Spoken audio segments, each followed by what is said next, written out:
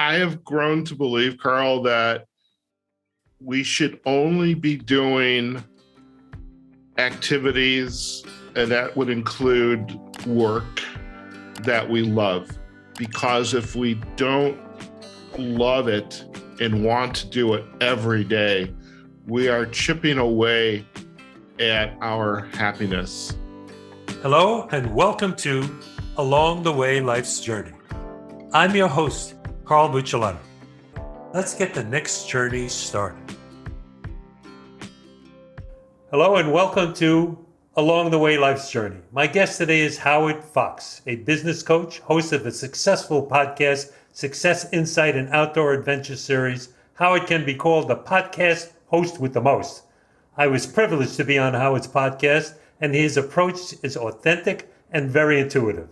He is instantly engaging. Howard is a graduate of Fielding Graduate University, president of Fox Coaching Incorporated, and an honored member of a slew of professional organizations, all of which will be noted in the show notes, along with copies of all of his access links, which are many, many, and too many to list in one place.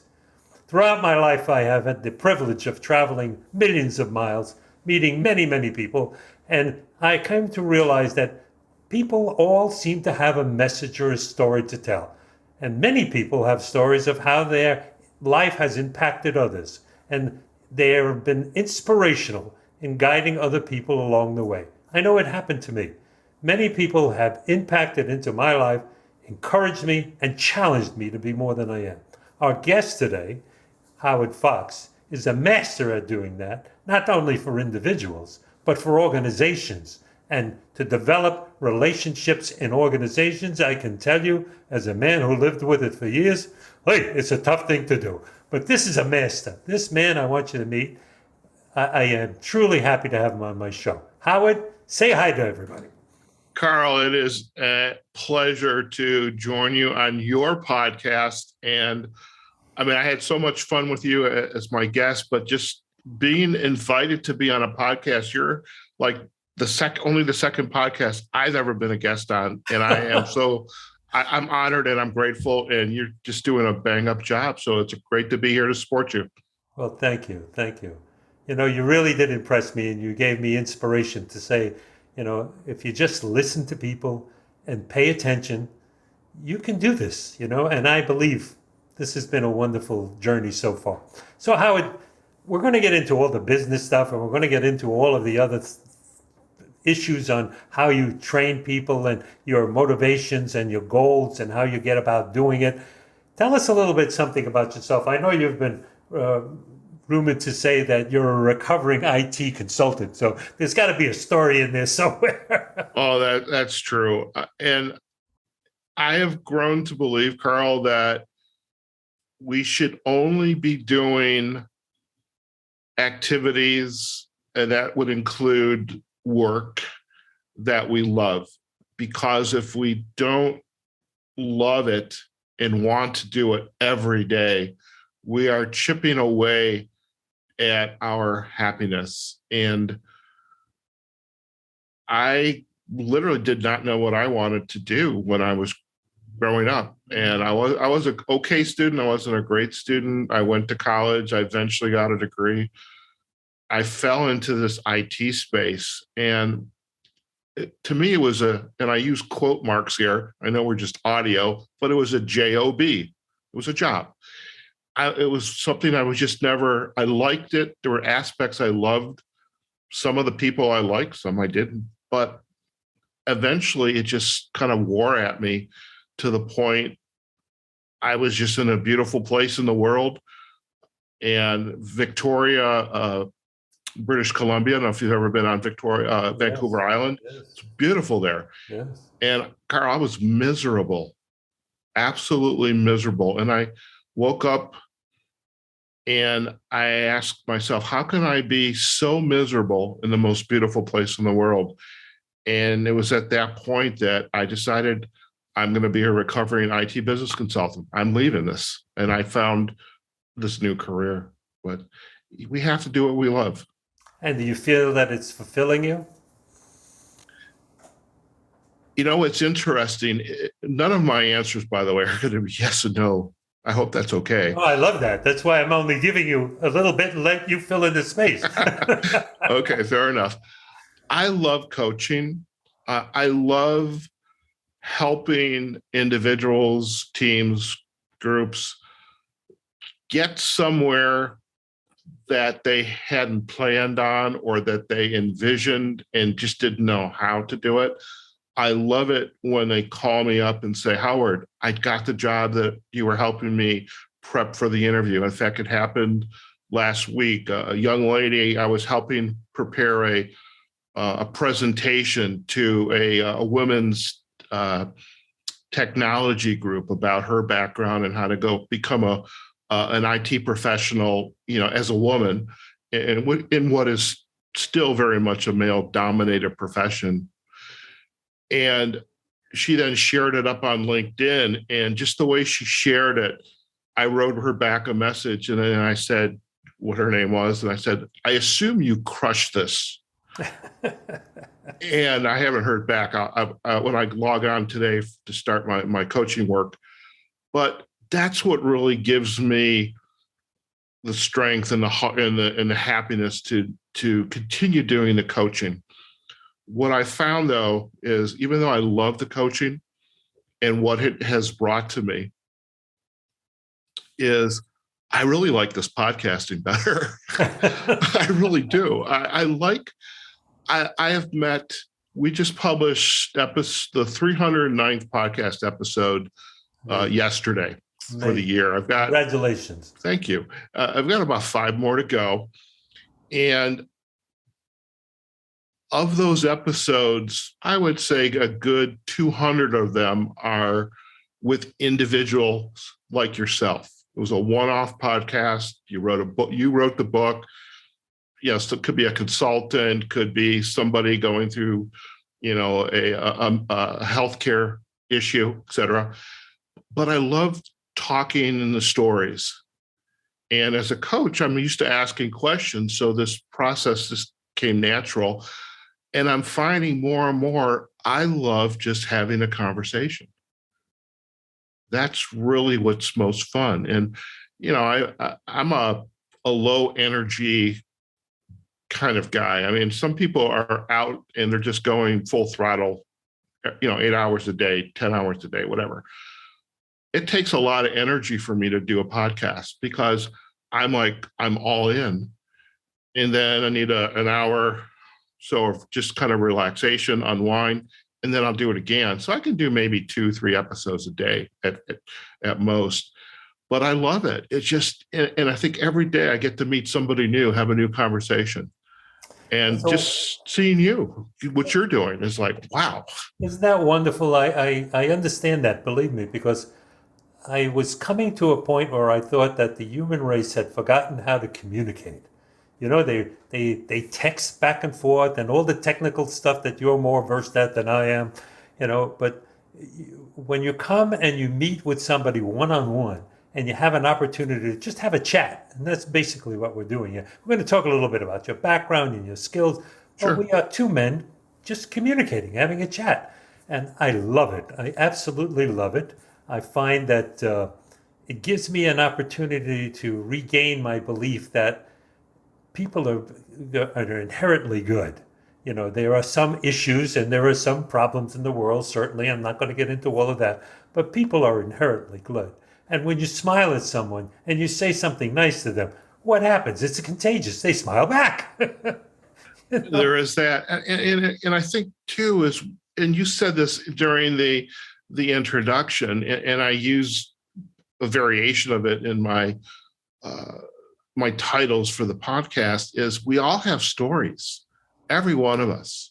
Right. And some are good, some are not so good, some are very interesting, some are like, oh my God, this person came out of this life event and they're just crushing it. You use that term again. And that's what's so nice is we can sit and have a conversation and just talk. I mean, it's like you and I could be sitting on your beautiful porch watching the sunrise and just having a conversation. And that's really what it is. I love it. I really do. So when you when you are approached by people to provide them with coaching, Mhm. not individually, but on a corporate level, do you take some time to meet with the heads of the company that are asking for your services, and then just have a private conversation so you can determine for yourself psychologically, am I going to be able to help these people? Are they really going to listen?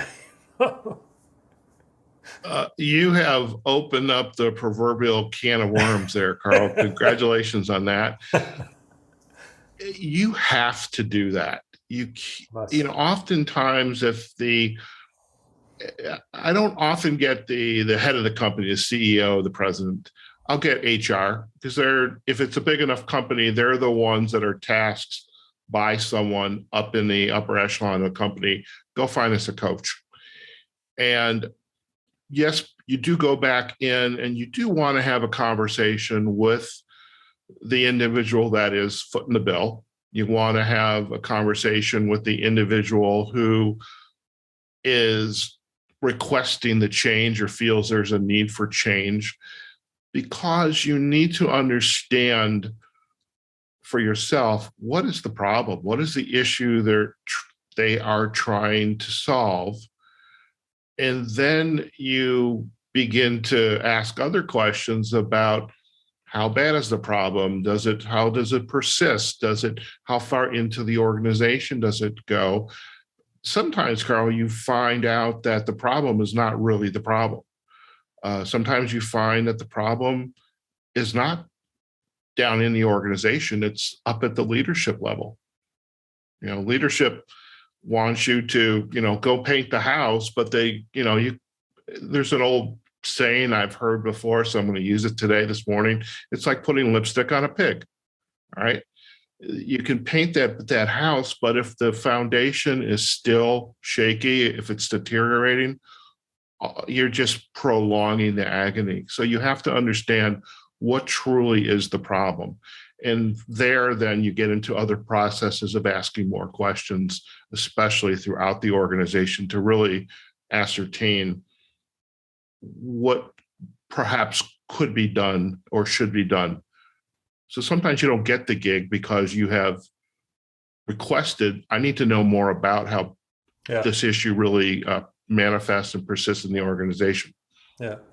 I'm very aware of that. As you know, I had 60 years in business, so I at executive levels much of the time. And over the years, I've been either directly or involved in purchasing probably 30 or 40 companies. And there's always the issue in there. Do we really see what we think we're seeing? Is the veneer painted on by someone who's just trying to sell and get out of their mistakes, and they don't want anyone to see it? And sometimes they are, and if we see the value in the company beneath the individual who can't manage it properly, it's an easy solution. You buy the company, get rid of the guy that can't do it, and you make it healthy again. And people Yeah. have jobs, and they're happy, And so I appreciate what you're doing. I really do appreciate what you're doing. So, in your own life, have you had an experience? I'm sure you have. Everybody has. Have you had experiences where people have invested in you and to give you an inspiration to move from being that caught up into the tech world that you really didn't want to be in any longer, and really take the chance, take the risk? Was there someone that gave you that extra little push or courage that says, I can do this? I love the question. And I remember as I was prepping for the show notes, the topic of mentor, or another question might be, think of a leader that you have worked for. And I was really struggling with that, Carl. I'm sure I have had good friends. Perhaps they were mentors in a way. And they were always like with your parents, they always had your best interest in mind. You can do anything that you want to do if you put your mind to it. We've all heard that saying before. At least I think most of us have. Platitudes.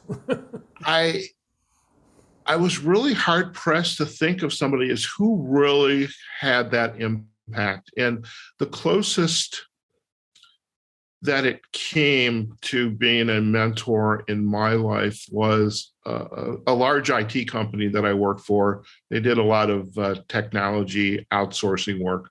A company had a problem, they wanted somebody to manage the IT, and then my company would come in and provide the, soup to nuts solution. And there were a couple managers that I got to know, and I knew I could go into their office and we could just have a conversation.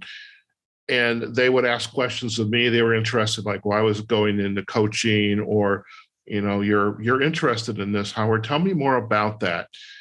And I remember when I had this episode up in the name of Victoria, that's what it was, Victoria.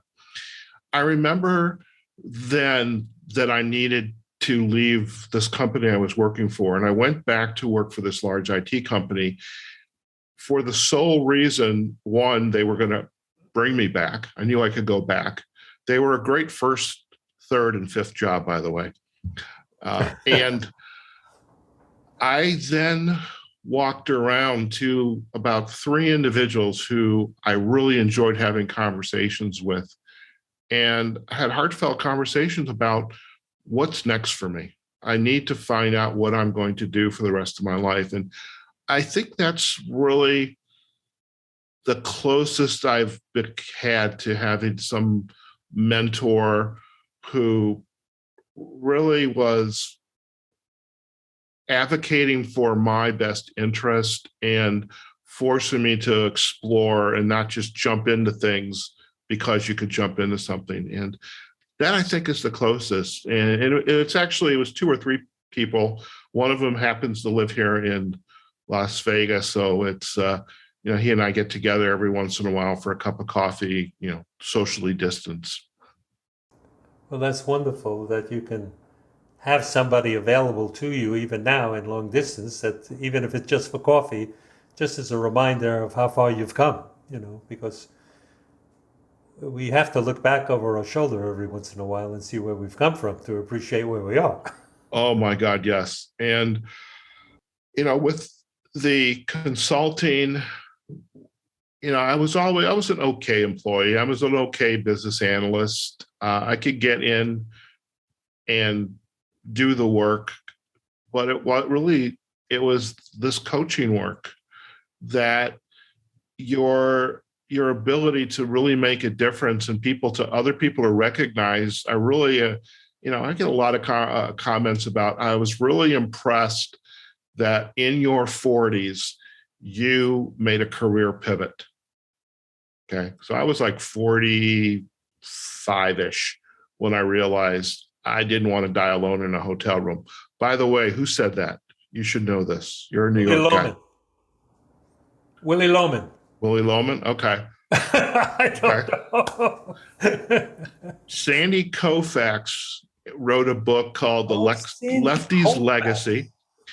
And this was his comment to a question he was asked. Why didn't he go into broadcasting like, I forget who his LA Dodger pitcher partner was, but because his partner, the broadcaster, that literally died alone in a hotel room, had a heart attack, died. Yeah.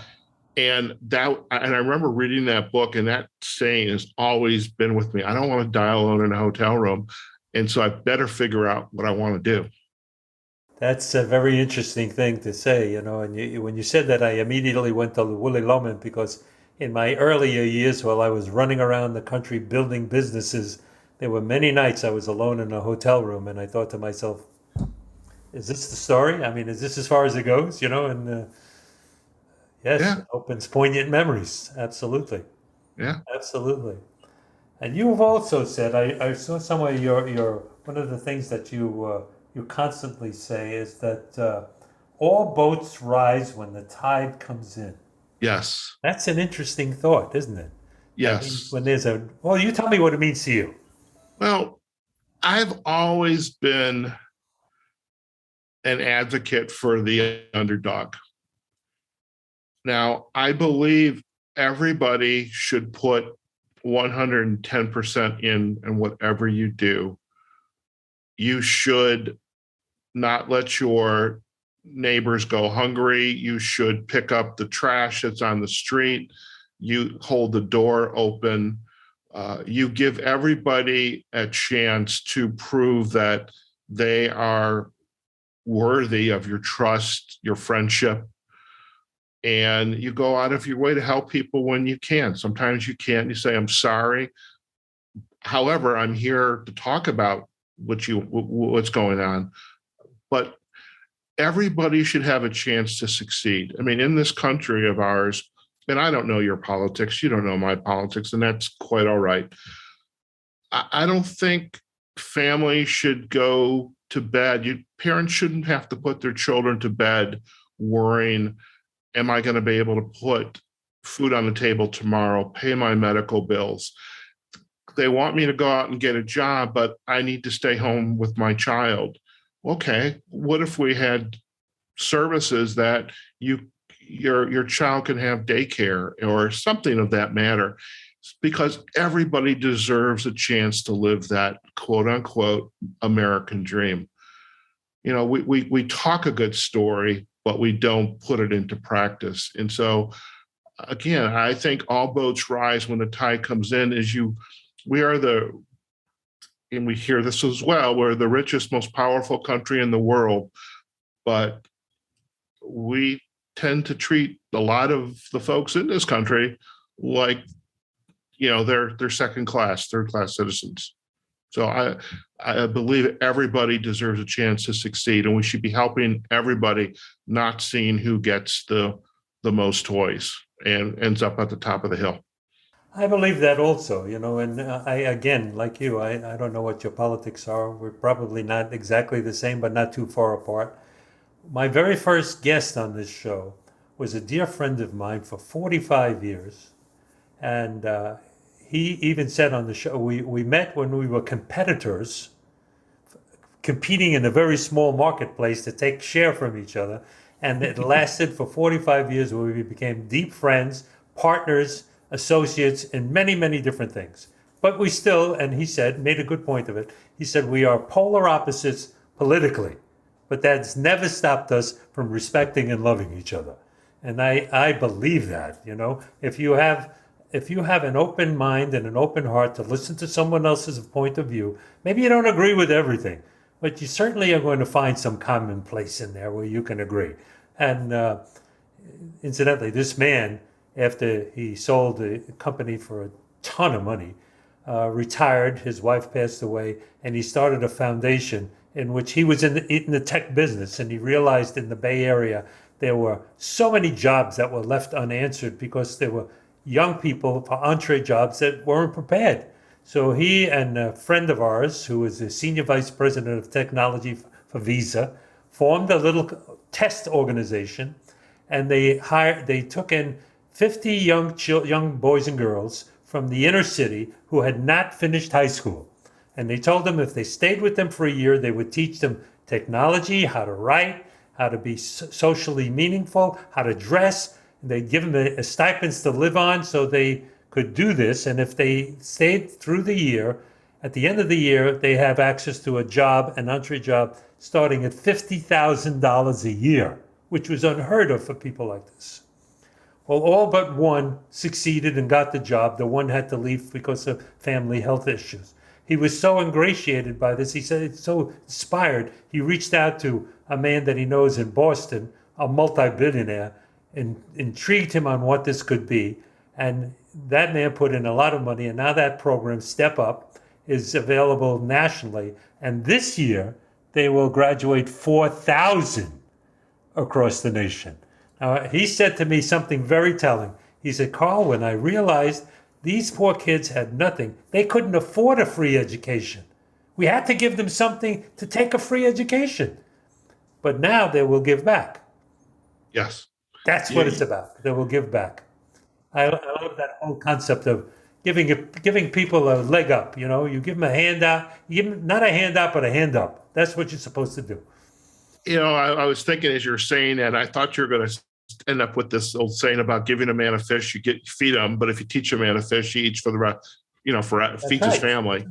And that's all it takes. That's right. And in this day and age, I just see no, no, no. And it's just like it bothers me. And I worry for my nieces and my nephew, their children, so my great nieces, my great nephews, their children, and what kind of world they're going to live in. And but I hold dear to that saying, all boats rise when the tide comes in. And it doesn't take long in a conversation. And you're right, we can have a conversation with someone who is a polar opposite of us. But as long as we are willing to listen and not judge. So, by the way, have you seen or watched Ted Lasso? Wonderful. That saying, be curious, ask questions, don't judge. As long as we do that, That's right. I'm good with that. That's a conversation I want to have. You know why? Because you don't come into it with your predetermined agenda and beliefs of things. You come in with an open mind, willing to hear something new and possibly grow. God forbid we should grow. God forbid. This is exactly why I wanted you on the show, because you and I talk the same language. And I think there are many, many people who are going to watch this show who have the same belief. And hopefully they will take the inspiration of what we're doing here right now, and reach out to some friends, have a little coffee clutch, meet some guys for lunch, and just open a conversation of meaning. Not only the ball game or how you did on your golf course last week, but a conversation of meaning. Because, you said a moment ago, you fear for the world that the children are going to inherit. That's the world we leave them. So Right. we have an obligation to do everything we can to leave them something meaningful. Because if we don't do it, there's a statement that came out of Germany in World War II. If not me, who? If not now, when? Right. And I believe that. I've always believed that. Yeah. I did a podcast episode yesterday. So one of my final two of this year. And I think Jim was, I don't know, a little bit older than I am, a little bit older. And he grew up in the desert, and his backyard was Joshua Tree National Park. Oh, wow. And so he'd think nothing going out for hikes and the like and camping. And I had asked him about the changes that he has seen in the years since he's been around. And, this whole issue of, say, climate change and species that are no longer here, you go out in the desert and see in a day, especially in the hot of summer, maybe 5 or 6 birds. Okay. Whatever, little ones, big raptors, etc. Yeah. He's lucky if he goes out and sees maybe 1 or 2. And so climate change is causing a species either to be extinct or to make these adaptations. And this is all the result of the changing climate. And part of it is out of our control. So much of it is in our control. And it's just scary that, what we're leaving when we leave this earth, this is what we did. Okay. It's on us. Yeah, it is. And I really feel, I guess I should have some faith for my nieces and my great nieces, great nephews, of what they're going to have. And I mean, science wise, technology wise, what they're going to be able to do when they're our age, Carl, is going to blow our minds if we knew what it was today. But I'm fearful for them right now. Yeah, I agree. I'm fearful for the future as well. But I know that if we allow the fear to stop us from being activists and speaking out and reaching out, then it's lost. It's over. Everybody has to do their share to try. And some people have to march for organization. Some people have to raise funds for organization. Some people have to just speak out what they believe, and say, no matter what their environment is, when I see wrong, I have to say this is wrong. Right. I can't say it's right when it's wrong. I have to be true to my own instinct, my own intellect, and my personal faith that says, if you see something that can be corrected, correct it. Do something. You're podcasting today. You are now a public figure. You've produced a podcast. Doesn't matter. After that first podcast, you are a public figure.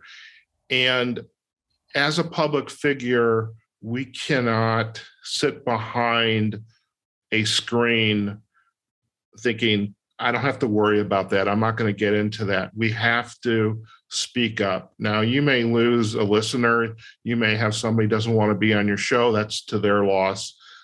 But you have an opportunity even greater than you had before you started this to make an impact through this medium.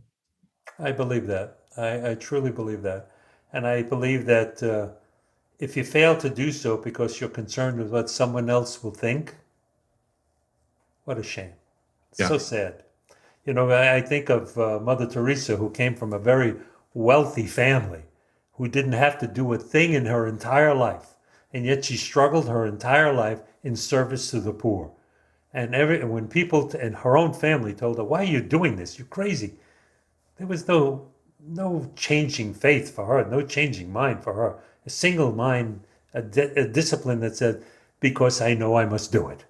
Right. I must do what I must do. And that's it, And I love that. I love that whole situation where we know that tomorrow's future, the future and tomorrow may not be in our hands, but the future of how people remember us and what we say is definitely in our hands. We have a choice in life. We have a decision to make. And we can't pass it off on someone else and say, well, he may not like me to say that, or they won't like me if I say that. Hey, I'm 80 years old. I don't care what people say about me at this point. I love what you just said about choice, because we all have choices every day, every minute. Everything we do is a choice. And we have a choice for good. We have a choice for not so good, but we have choice. That's right. And we have to complement each other wherever possible, because sometimes it's the only pleasing or encouraging word that person will hear in their life, Sure. When I had one of my first businesses, and we had service people online and salespeople online, and I would go into the training facilities and listen to the trainers, train them how to do their telephone presentations and their commentaries. And I would say to them, look, they'd say, what do you have to add, Carl? Like I'm some guru, who knows? And I'd say, well, I'll just tell you one thing. When you're talking to people on the phone, smile, they can hear it.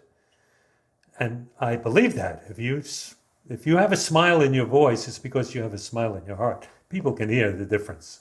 Yes, they can. And we built a pretty successful company on that theory. So can't complain about that. Can't complain at all. So what's next in the plan for Howard Fox?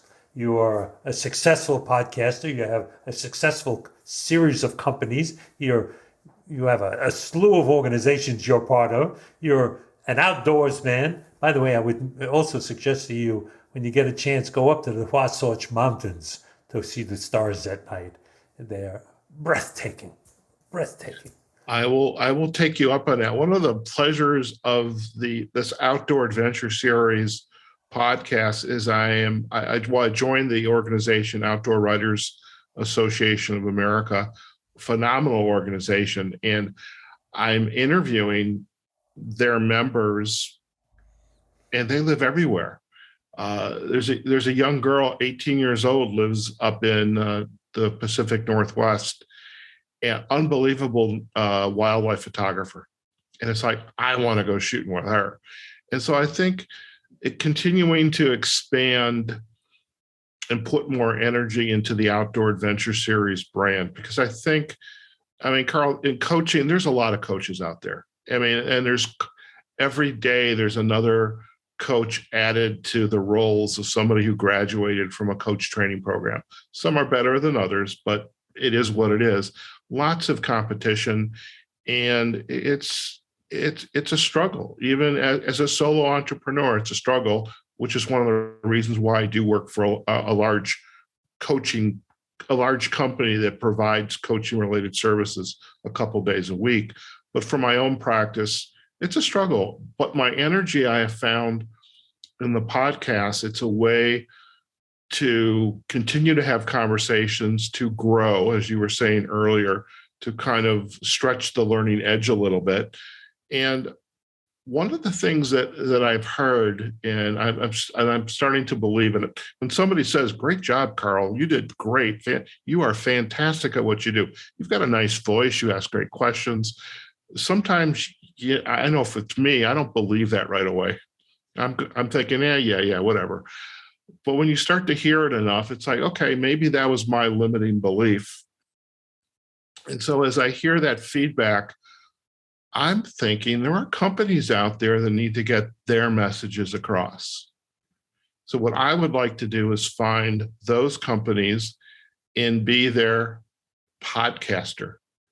Let's talk about your products, your services. Absolutely. Let's talk to your customers about why they use your product or service. Absolutely. And perhaps not maybe as an employee, but as a kind of a quote unquote contract or freelance Or you can be the podcaster. producer. You can create the concept, pitch it to them, be the on-air talent, and make sure all the background technology and the production is done correctly because they don't know how to do it. No, Give them you take from them what they want to reveal and give them a finished product.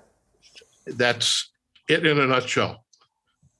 Go do it. The world is yours, Howard. The You world can is do it. well, and that's what we're Okay, here's a motivation for you. You can do it. I know you can do it. just do it. I know you can do it. If you can conceive of it and I really believe in it, you can do it. And I think there's definitely a place for it. Podcasting is just a wonderful medium, and having a website is great. It's a landing page. It's a way to communicate your legitimacy, your credentials, etc. Perhaps you even have a blog on your website, or you post an article or two. But the beauty of this podcasting is can go everywhere. Right. And that is the beauty of this. And it's a lot easier for me, for you to have a conversation than to write something. And again, it gets back to, from coaching perspective, I love interviewing people. I love asking questions because you never know where it's going to go. That's right. Yeah. You can ask the same question 10 times to 10 different people and find curveballs over and over again. Yeah. Because it's the individual that's responding, not the question. Well, what's interesting is sometimes, I have a preconceived idea of what I'm going to be chatting about with my guest. And you rightly so asked me a series of questions to help you prepare. And it also helps me prepare for what we're going to talk about. But during the actual recording of the episode, I may have something that I've said in my answer, and that just piques your interest. And then you go with it. You just go with it. You never know where you're going to end up. That's right. And it's happened 2 or 3 times in this conversation. Yeah. It's like I warned you, I don't do straight lines. Oh, but I love that. I love that. One of the things I said to the publicists when they said to me after watching me do 1 or 2 podcasts and being interviewed by others, nobody knew me. I wrote a book, and all of a sudden I have a publicist and other people, and they see me and they recognize I'm not falling asleep on the camera. I have something to say. I have a little charisma. So they say, you should do a podcast. It'd be great for your book. I said, well, here's the idea of the podcast. I give you 2 minutes commercially to talk about the book. The rest of the time, we're going to talk about all kinds of different things. And we're going to talk about how people inspire people and how people along the way have elevated themselves and pivoted in their 40s and created a whole new life, because that's what I'm interested in. There's the book back there. You see it, folks? There it is. It's properly placed, by the way. Whoever set up your background, well done. Well done. Oh, this is my wife. I've told you of my wife, Mary. Yes. She is not only beautiful in and out, but she is extremely talented. She created this set. It used to be a spare bedroom. It is now a studio in our house. We have proper lights that are balancing off properly, and we have a set in the background, and it kind of works nicely. And when we Yeah. do, we're going to do a show together, the two of us, for our Christmas show, where we'll be talking about our personal memories and reflecting on things and how meaningful it was. And we'll spread out this site a little bit, and both of us will be on camera. And I was thinking that it's the same thing as she needs to be on the show with you. oh, So she's you're so good. spot on. She's so good. When she comes on the show, I'm through. That's it. Everybody be looking at her. That's right. It's like, forget about you. She's a terrific. She's a world-renowned artist. She's done beautiful work and been accomplished and won rewards and awards all over. She is a public speaker. She was a speaker for Women's Christian Ministry, addressing tons of people, and she just has this naturalness to her that she's just beautiful. She's just a wonderful woman. That's wonderful. I've really been blessed when it comes to that. So you're going on to do more things with the outdoor adventures. Mhm. You're going to dig a little deeper into developing a commercial approach to podcasts for others. All you people out there with business people that are listening to Howard say this, I know a number of you personally who already agreed to be on my show, and you're wondering, could I go on the show? I don't know if I can speak publicly. Here, you got an answer to that. You'll talk to me, and then you'll call him up and have a podcast. Of course. Everybody has a story. Everybody has a story. It's a wonderful life if you don't quit. Everybody has a story. I'm going to go in with with a really hard slide into the base. That's my goal. That's my goal. Let's do that. Howard, before we close down, is there anything as a closing statement you'd like to say to the folks? And then I'll close it down. I appreciate that. Well, I'm grateful for this invitation to join you, Carl, and the fact that you were my guest and now have your podcast. This is testament to we can make pivots in our life or minor adjustments. It's like sailing. You're just tweaking the sails a little bit and you never know where you're going to end up. And I was just blown away again by the show Ted Lasso, and I can't wait for season 3 now. And I've watched the first 2 seasons like 3 times. But just go out there and be curious, ask questions, but bring people along with you. And because we can't do everything, we need to know who can be there to support us, to help us. And if we do that, then we are going to have all boats rise when the tide comes in, is other people can share in that joy and that success. But just go out there, be curious, and just do it. That's right. Very encouraging words. Thank you, Howard, for being on the show today. I do appreciate you. I find you to be a wonderful man. I count you as a friend, and I must get you next time, if you're ever in Florida, to meet with me and my wife. And as a typical Italian, I want to invite you to a magnificent dinner. I always share with my especially my outdoor adventure series guests, I am an opportunistic podcaster. And so I am going to take you up on that, Carl, because I have a cousin that lives in Florida. I've got a good friend and his partner, Sheila, and their daughter live in Florida. And so now you're my 3rd friend in Florida, and I'm there. We'll figure it out. I love it.